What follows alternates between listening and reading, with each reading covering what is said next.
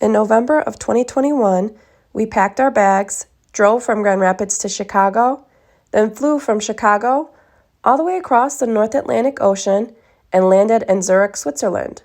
We had about 8 hours there for a layover, so we got out and explored the city, got back on our plane, and from there flew across Africa, landing in Tanzania in their third biggest city, Arusha.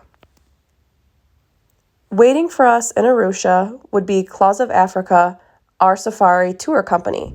We had never met them before and really never even talked to them besides emailing and sending them money over the internet. So I guess it was a risk, but it happened to work out and be legit. We met our tour guide Dixon and our chef Magoma, and we packed up and headed out to go to where they keep all the supplies for the safari. So right now we're driving through their city or town of Arusha, and then we're going to go pick up our safari gear, our food, our water, our sleeping bags, all of that good stuff. We've got our gear, we're packed up, we're excited, and we're ready to go. So we head off to our first stop, which is Tarangire National Park. This was a market that was taking place on our way to our first national park.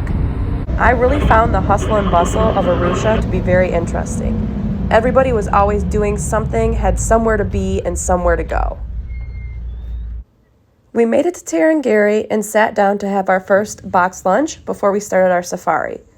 Dixon warned us that the monkeys were not afraid of white people, which turned out they absolutely were not, and they will come steal your stuff directly from you, and they will break into your vehicle and steal stuff from you that way as well.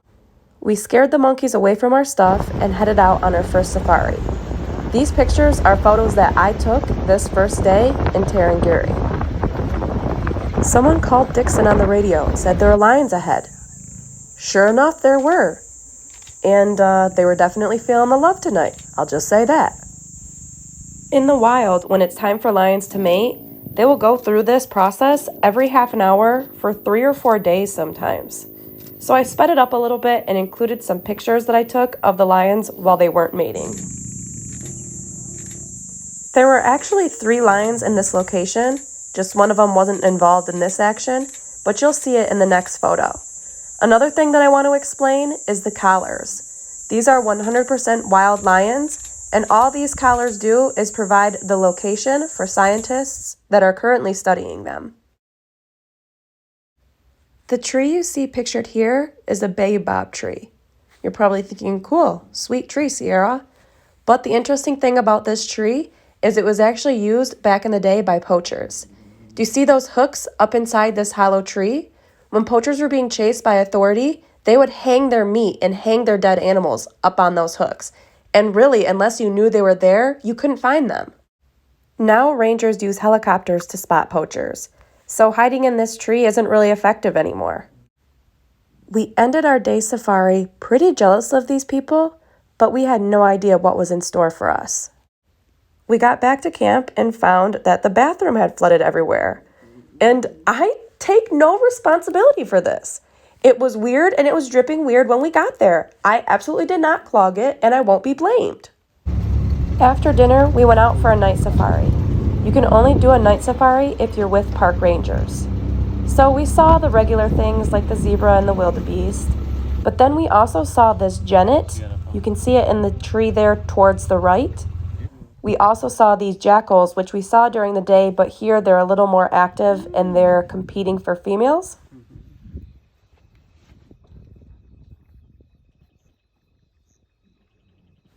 Then we saw a handful of these spring hares. These kind of look like bunny kangaroos.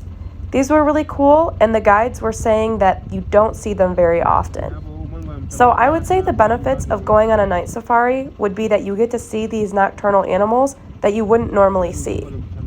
We woke up to monkeys acting a fool.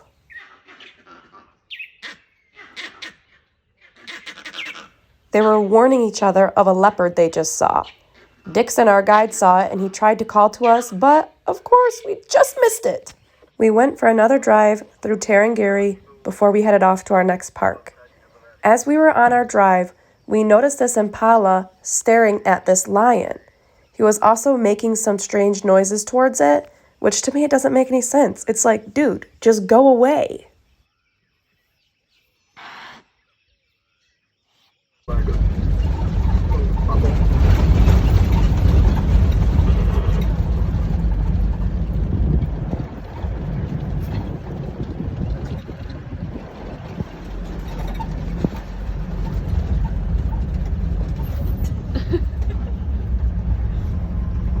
Takes a minute to get going.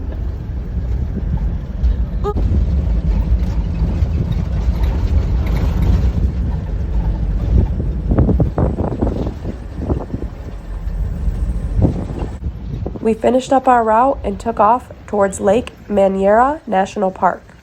This national park is known for their tree climbing lions. Typically, lions don't climb trees, but here they do because the park is so wet, they like to get up and out of the water. Remember when I said we were jealous of the last people in Tarangire because they had that elephant walk right up on them?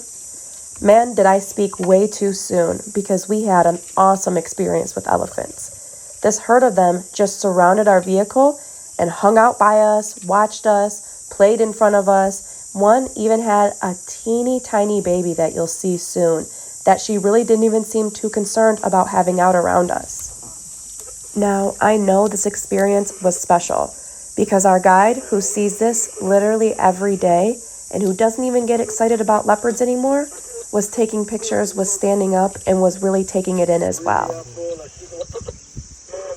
I was definitely overwhelmed, peeking around, no idea which one to look at. Oh, hold on. I still gotta get him in this. Lake Maynara, home of the five-legged elephant.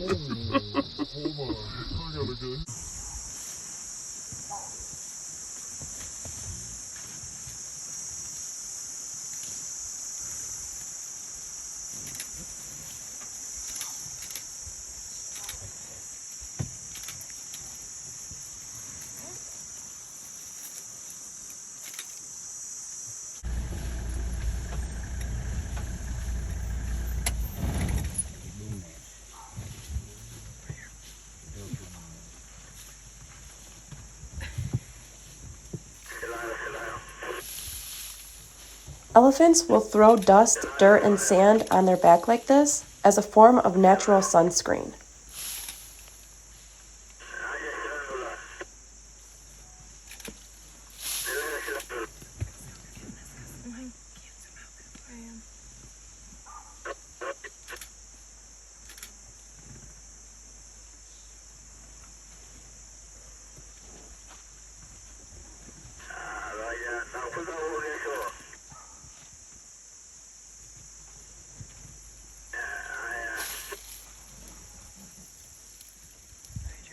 How old do you think this baby is?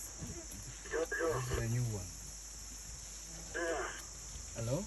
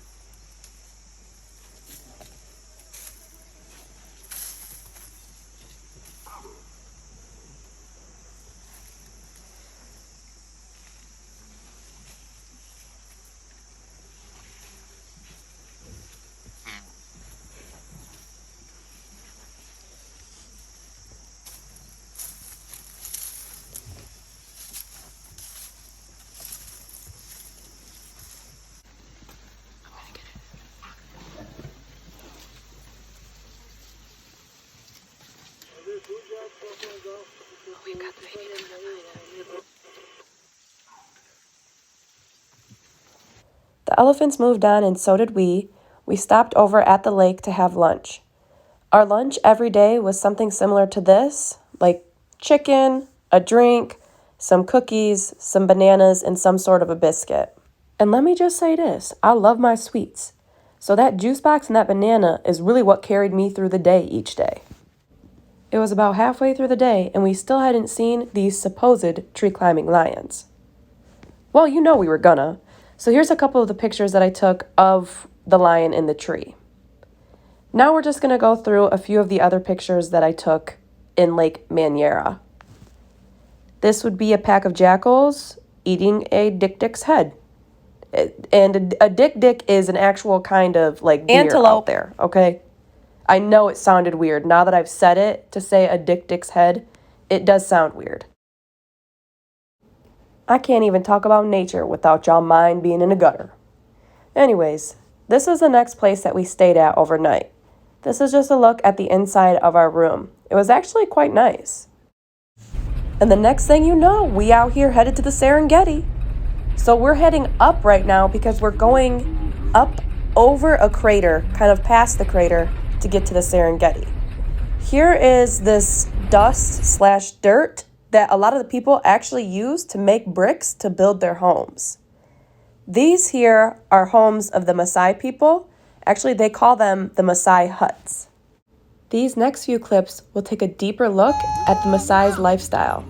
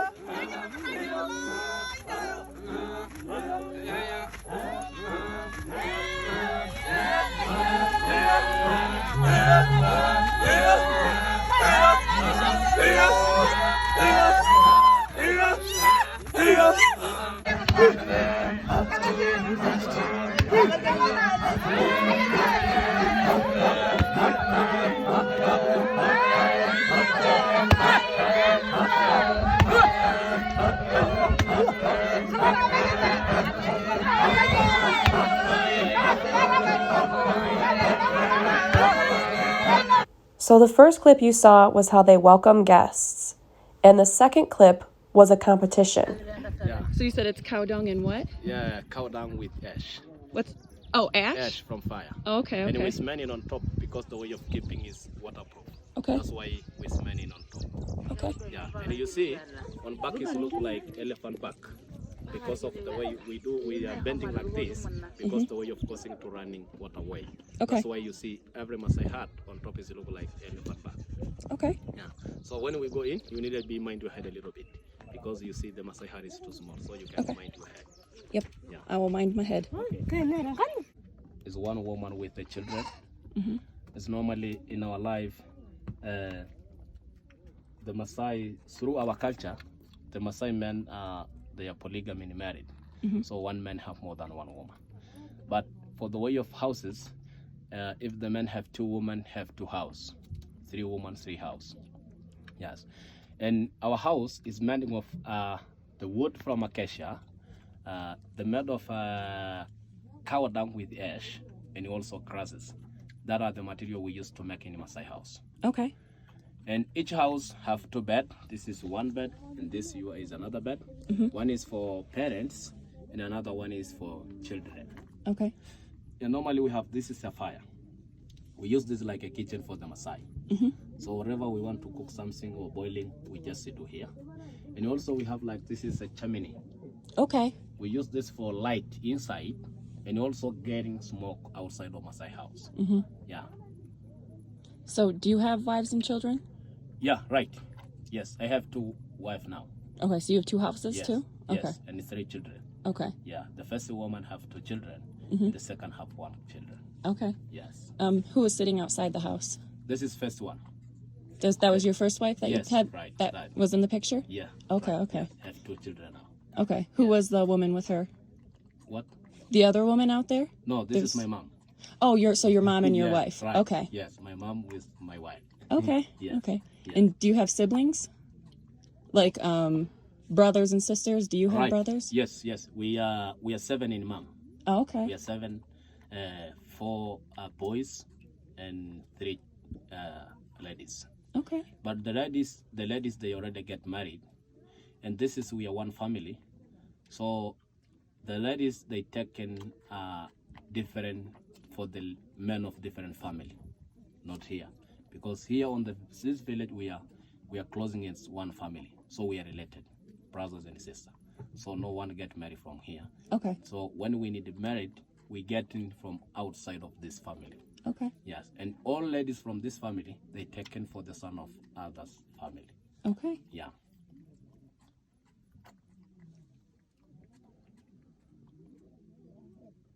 Yes. How would you describe Maasai life? First, our life firstly is nomadic. We're moving from one place to another place because our life is basically or totally dependent on the cattle, like cows, goat, and sheep. So we depend them like getting as many food from them, like milk, meat, and blood from them. So, like these areas, we are not stay for forever. We stay for the moment. So this is like temporary villages. Oh, okay. So we stay here for on time, and we move to other places for another time. It depends on the way of grass and water for the area we are. So in totally, we are nomadic in our life through the way of our life to based on cattle. Okay. Yeah. So how long have you lived here? This village have 80 years since we was born, but we move to another place and we come back on time. Okay. So we are not going forever. So we move on the time. If here it's get rains, so grass is available and water also, we come back again. Okay. Yes. All right. Yes. Okay. Right. So we go back outside. So we left the Maasai village and started heading closer to the Serengeti. But we made one more stop on the way. This site here is considered to be the birthplace of humanity. You can stop and pause it on the next slide to read more, but this is where it is believed that humanity began. This is where we have some of the first fossils of what is the closest known relative to modern humans from over 1 million years ago, almost 2 million years ago. And then we were finally there. We made it to the Serengeti. And then this happened. This always happens. I swear, we can't go on a trip without getting a flat tire. But it turns out it's pretty common in the Serengeti because of how sharp the rocks are. That is why we have 2 extra tires. Little did we know, we would end up needing 6 tires by the time we were done.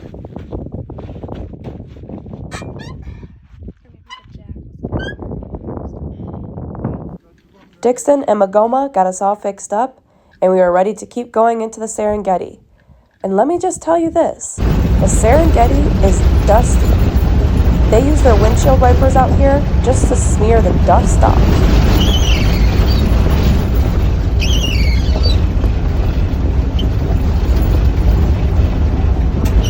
Since the environment is so different between the Serengeti and the other national parks that we were just at, some of the wildlife was quite different as well. For one, we hadn't seen any Thompson's gazelle up until this point, and in the Serengeti, there is a ton of Thompson's gazelle.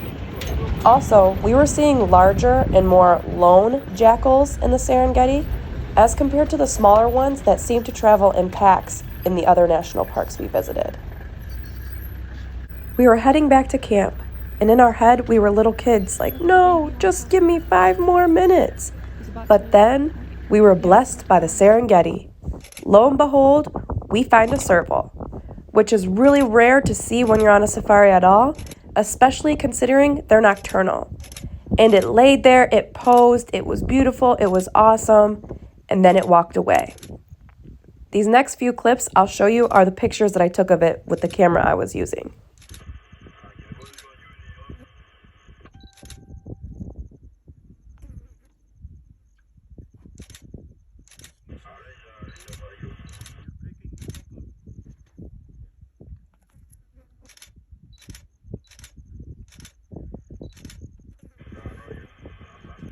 In case you can't tell from the pictures or the video, servals are just a little bit bigger than a house cat, like in between a house cat and a small dog. We made it to camp, which would be our home for the next few nights. We got very lucky. We paid for and we were supposed to be in tents with shared bathrooms, but because of low tourism due to COVID, we were upgraded for free to really nice rooms every night besides one. So this room here had 2 large beds and a large bathroom with a big shower. It was nicer than my bathroom at home. We set our stuff in and came back out for dinner. This is typically along the lines of what dinner would look like each night. Magoma would home cook something, we'd have a hot meal, and the cool thing is, he actually went to school where he learned about the types of food that they have in different countries, so that when they have tourists, they can make them food similar to what they're used to. Every night, you could hear the hyenas laughing at our camp. One night, when I was walking back from dinner, literally one was almost on our little porch thing. And that was in the dark. For perspective, do you see the skull that hyena is chewing on? Yeah, that's the one from our welcome sign of camp. I took that picture from our porch. This next clip was the laughing that we heard from our front porch our first night.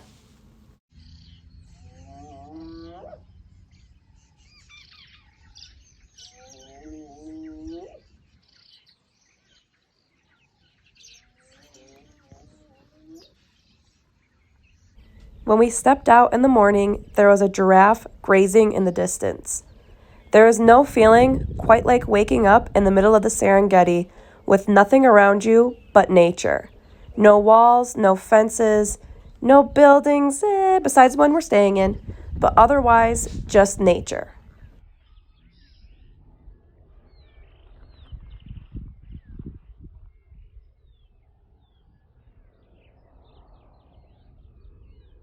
Okay, a few necessary buildings. Shush.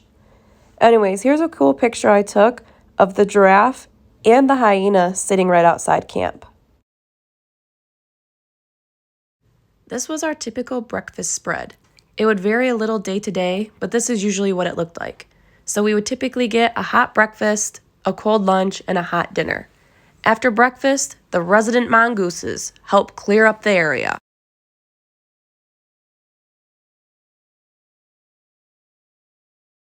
We head out to go find the most dangerous animal in all of Africa.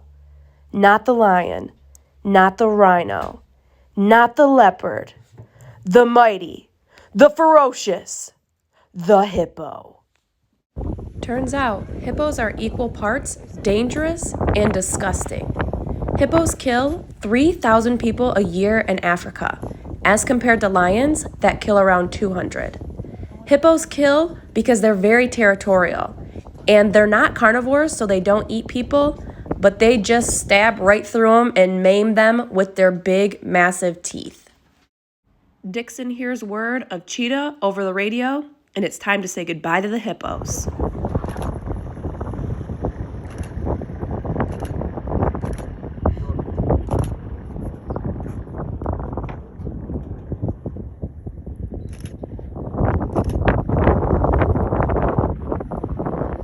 We spent a long time with this mother cheetah and her cubs. They were just really interesting to watch. They're very active and they're not afraid of cars at all. That's something that you'll find in all these national parks. The animals really aren't that scared of the vehicles because I think they mostly see them as inanimate objects. Some of them are used to them, some of them are not because the Serengeti is so huge, but ultimately they know that they're not a part of their daily lives and their daily processes, so it's really not something to worry about. However, sometimes the cats are known to use the safari vehicles as shade, and the rangers really don't want them to do that, so if they use your car as shade, you're supposed to turn it on or move if you can. Also, Cheetahs are sometimes known to jump on top of the safari cars if the grass is long so that they can see out further along the savannah. This didn't happen to us, as the time of year we went, the grass really wasn't long, which is a good thing because we had better animal viewing that way. Some fun facts about wild cheetahs. Females typically travel alone. However, males will stay together if they were brothers. So it was pretty cool. We actually happened to find a pair of brothers later on in our trip. What's also interesting is other animals, when they hunt in packs, there's typically a strategy. But with male cheetahs, I guess there is a strategy, but the strategy is just the higher number of brothers that we have hunting, the higher chance that we're going to catch something. So there isn't like a game plan. There's not a certain way that they're trying to catch the prey. They're just all going after one. Then, if and when one catches one, they share the spoils. Also, they don't have retractable claws like other cats because this helps them with their speed, being as they are the fastest land mammal, which I'm sure you knew. For the next minute or so, I'm just going to play some clips of the cheetahs.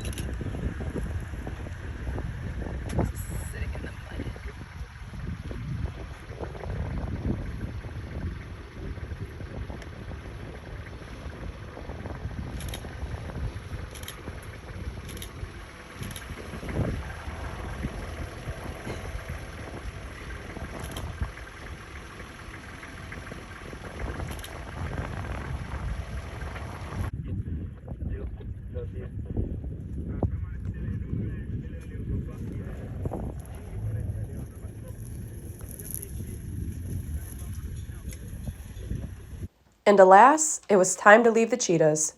Because as they say in The Lion King, there is more to see than can ever be seen, and more to do than can ever be done. Seriously though, how did nobody else notice this pride of lions laying right next to the road? Even the guide in front of us just took off right past him. Dixon had to radio him down. Dude, lions, lions. So he turned around and we had really our own private viewing of this pride of lions here. As the guide ahead of us called them, ladies and babies. Littler too. That's good.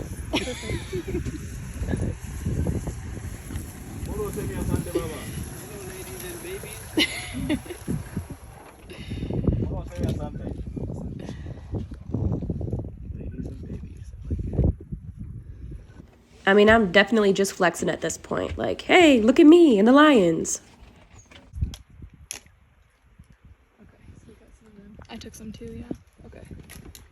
Maybe everyone was rushing past our pride to get to this pride? Yeah, they're cute or whatever. After our observation and photo taking, we headed off to see what else was out there. And we found more hippos. So remember when I said part dangerous, part disgusting? Well, the disgusting is they basically just out here shitting, pooping, and farting. And when they do shit and poop and fart, they just take their tail and smear it all over them booty cracks. And the reason they do that is to spread around their smell to protect their territory, or to mark their territory, I should say. The sun was starting to go down and we were heading back when we saw another herd of elephants, with these two young elephants being very adorable and very entertaining to watch. So this is about a 3-minute clip of these two elephants playing.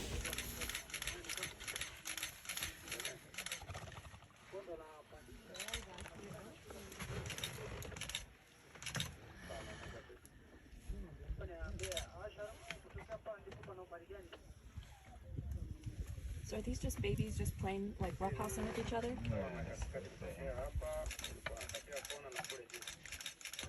Oh.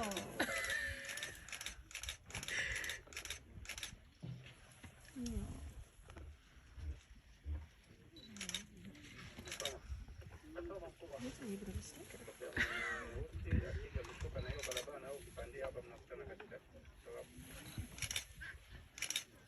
I was like, come take my stick.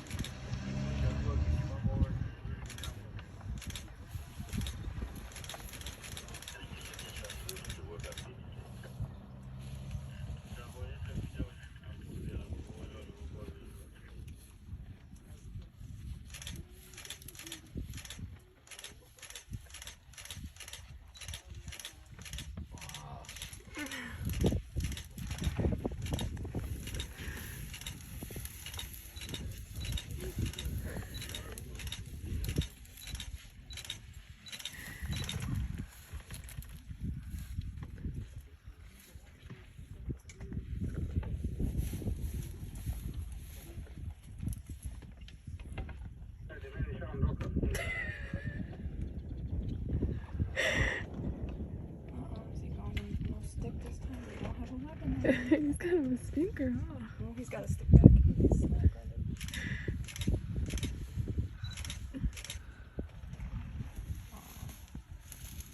Yeah, he was out jobbing by the hut.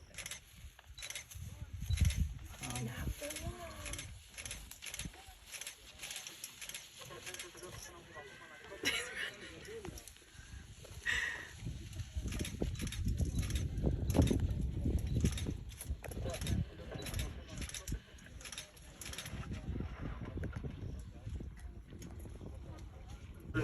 Oh no, the elephants are in the road and we're trying to go back. Oh no, looks like we gotta sit out here for a little while longer. These next few clips are just some pictures that I took that day in the Serengeti, but I didn't spend time highlighting in this video. These are Thompson's gazelles, so we saw a lot of these in the Serengeti, but not really anywhere else. This is just a cool picture. I mean, look at all the animals on the side of the mountain. We've got zebras, wildebeest, and a giraffe. I mean, baby zebra, come on. That is some high quality content. I was overall disappointed with the pictures that I got of the hyenas. I just didn't get anything that like really wowed me.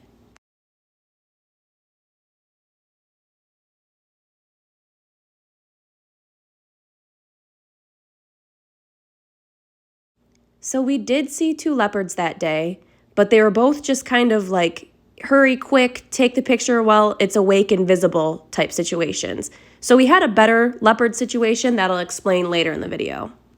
So the next day we took off and saw these 2 hyenas, and it's just funny to me because this one is so Ed from The Lion King.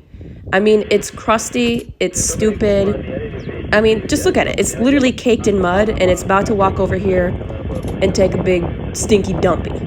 So that's just, it's giving Ed, so I needed to share it with you guys.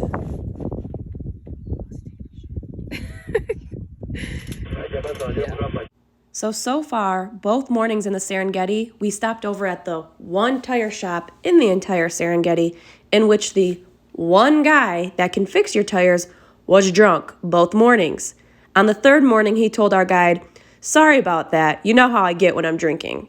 So we had to rely on the kindness of others to try and get some working tires those days. But it all worked out, and we were able to go over and watch 2 male lions guard a dead zebra. So that was cool. One spent a lot of time near and with the vehicles, rubbing up against them and using them for shade. And the other one pretty much hung out by the kill, defending it from hyenas the entire time we were there.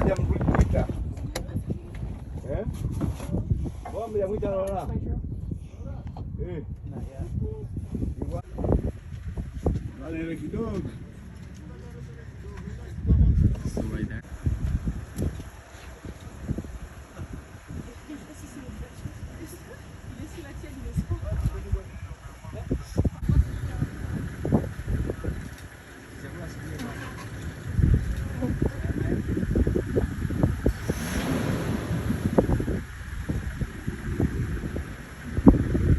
You going over by there again? They ain't got walls in theirs.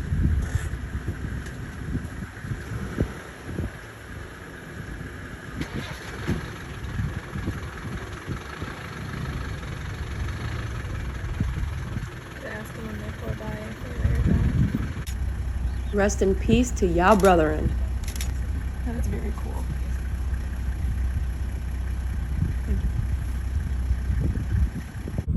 Hippos usually stay in the water, except for sometimes in the mornings or afternoons. So it was kind of cool to be able to see this guy walking along in the Serengeti.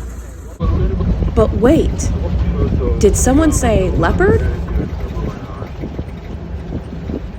So we pull up on a leopard in a tree with a kill. You can't see the kill right now, but I'll point it out when you can. I took these photos and I'm pretty proud of them. The other cool thing about seeing this leopard is Dixon said typically when you see a leopard like this, there could be 100 cars crowding around it. Due to COVID, there's not as much tourism. So we really only had competition of like 20 cars in a really cool situation like this. If you look up in the left, you can see the dead prey hanging from the tree opposite of the leopard.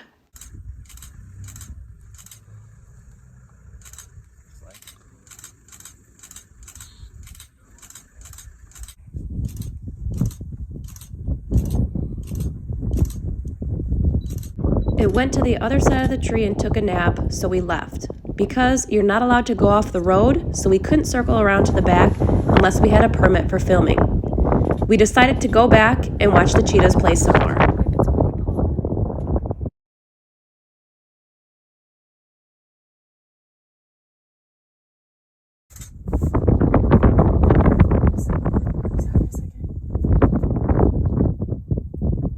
My advice to anybody going on a safari is don't forget about the more common animals. Looking back, I wish I had more videos of the giraffes, the warthogs, the gazelles, etc. You know, I just kind of in my head thought, oh, they're so common, I see them all the time now, that I didn't realize, like, wait, I barely have any pictures and videos of these things.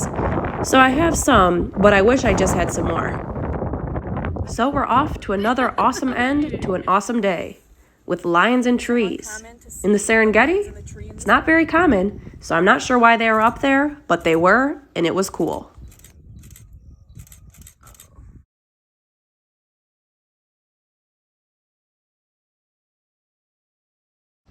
We were having breakfast the next morning, and a monkeys was back again, trying to steal and whatnot. But we managed to keep them off this time, and no monkeys stole any breakfast. After one of our rest stops, at kind of a crowded rest area about 100 feet away, we stopped and saw these two cheetah brothers. It was kind of cool because there weren't really any other cars around, so I think the guides all knew about it, and they just kind of kept it on the hush-hush, but all told each other about it, just so that nobody would crowd them, and you could just quietly see them on your way out from the rest stop. Here's a couple pictures that I took that I'm proud of. Not all of these pictures are from this day. Some of them were from the previous day, which you'll notice. But I figured I would take a moment to share these photos and to tell a story time. There was this one car that was not operated by a safari company, just kind of some people that drove in there. And they were being like lion hogs. Like they were blocking these two lions and not letting anybody see the lions. And so eventually we just skirted around them and got a better view of other lions.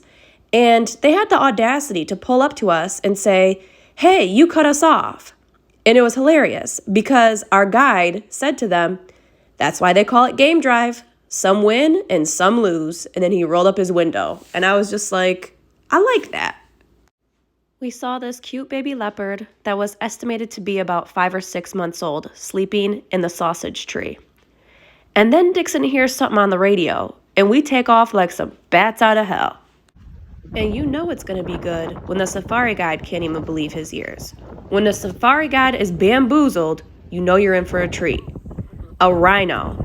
Dixon said this is the first time a rhino has been spotted in the central Serengeti for 5 years. There are rhinos in the Serengeti National Park, but they're kind of just secluded over to this one specific area. So to see this one out and about, nobody could believe it. Dixon had an idea of where this rhino was because they literally have GPSs on them, and he could hear the park rangers talking about its general location. They all have these GPSs because they are so endangered that the park has to do a lot to try and keep their population alive and healthy. You can pause the next screen to read a little bit about the conservation efforts in Tanzania. After a few hours of following the rhino around, we left to go look at some mother lions with some very young cubs. So at this point, we had seen a handful of cubs, but none that were this small and this young. Just another tidbit of information, we actually ended up seeing a second rhino, but that one was so far away, none of the pictures really turned out. But it's still cool to have seen 2 rhinos. The other one was not in the central Serengeti. We were finally able to say we had seen the Big 5. The Big 5 in Africa are elephants, lions, water buffalo, rhinos, and leopards. Because back when they used to hunt them, they used to be the most aggressive animals to hunt. So if you ever go on a safari and hear somebody talking about the Big 5, you'll know what they're referencing. Something else that was interesting to me is I feel like every time I've seen wildebeest depicted somewhere, they seem massive. But in reality, they're actually a lot smaller than I had imagined. We watched the flamingos for a while, and then we headed out to a part of the Serengeti that was once inhabited by the Maasai. The Maasai now live on the outskirts of the Serengeti National Park, still in a protected area, but it's not technically part of the park. The Maasai are the only people that are allowed to live there. It's interesting. When you read the signs about the Maasai that once lived in the national park, you hear conflicting stories about if they agreed to move or if they were made to move. This is one of the few areas, besides rest areas, that you can get out and look. It was funny watching the giraffes watch us. They're used to seeing us in cars, but when they see us out of the vehicles, they stare at us like we're aliens. This is a Maasai instrument. We heard that some lions had taken down a wildebeest and a zebra close to the paths, so of course we had to go out there and check it out.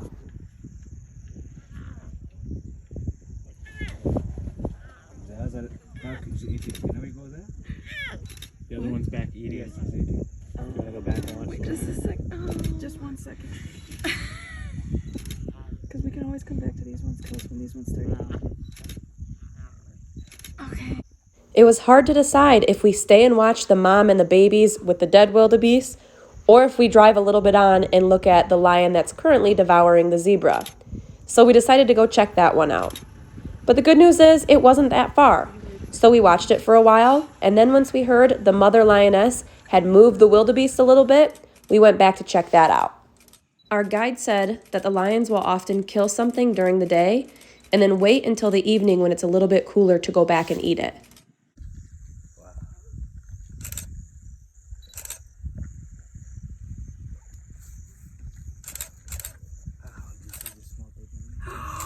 It's eating a baby out of it. It was pregnant. Oh, dang.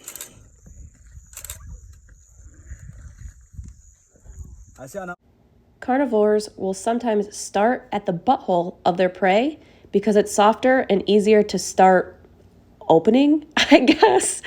TBH, that's the gospel truth. Don't get mad at me and don't think I'm weird. Bring it up with the animal community. Our last morning in the Serengeti, we got pretty lucky again. You can only see 2 here, but there was actually a whole pride of lions that was eating this dead wildebeest. So as you can see, this cub is crusty and disgusting and covered in dried blood and really going to town on this dead wildebeest. Just some more shots, just some more gore and some guts for you today.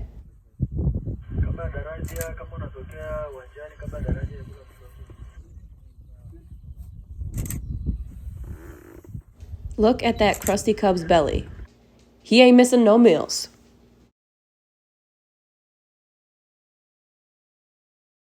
Then we came across a pride of 9 lions huddled underneath this one teeny prickly tree. So that was kind of funny to watch, and then they all got up and slowly walked away as if they were walking to a lion battle. Something that makes no sense to me is whenever prey sees a lion, they just stand there and stare at it. Sometimes they get closer so they can stare at it. It's like if I was prey, I would simply walk away. Anyways, so here are some of the pictures that I took. This is a leopard tortoise. Obviously a hyena. This was one of the better close-up pictures I got, even though I'm not satisfied with any of them. We did see a cheetah that day, but it was pretty far away. But still, having a picture is better than nothing. We had seen a couple crocodiles, but this is one of my better pictures I took.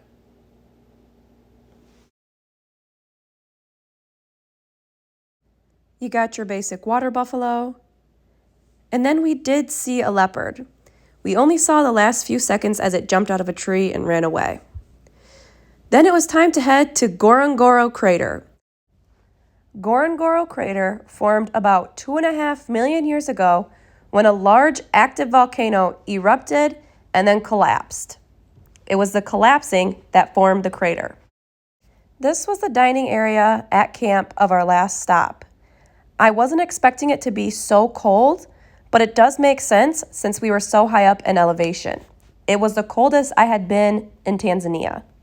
We finally got what we paid for, a night in tents. I won't lie, this was pretty scary, especially just walking from the bathroom to the tent at night. Like a leopard could be hanging out in the tree in the dark and nobody would know. So that freaked me out, and I definitely held it all night. Also, there were armed guards that sat outside of camp all night just in case an animal tried something. We woke up in the morning, definitely thankful that we had been upgraded the other nights, and we headed down into the crater. Here are a few pictures of the animals that I took in the crater. Here's a baboon, and then here's a cute video of the elephants that I took while we were towing, I guess you could say, another safari vehicle that kept having problems. By towing, I mean ramming it from behind to get it to move. What I appreciated about Ngorongoro Crater is there were a handful of things that we hadn't really seen before. For example, we had seen hyenas here and there, but I would say Ngorongoro Crater had the highest population of hyenas that we had seen together. We even saw one hyena splashing around in one of the lakes with some type of dead animal for a little bit of time, and that was cool. And a lot of other hyenas just laying out on the edge of the lake. This was also the first and only time we saw these elands. We finished our safari and took our long drive back to the airport. It was so hard to say goodbye to Africa, but I know it's just goodbye for now, as I'll be back someday.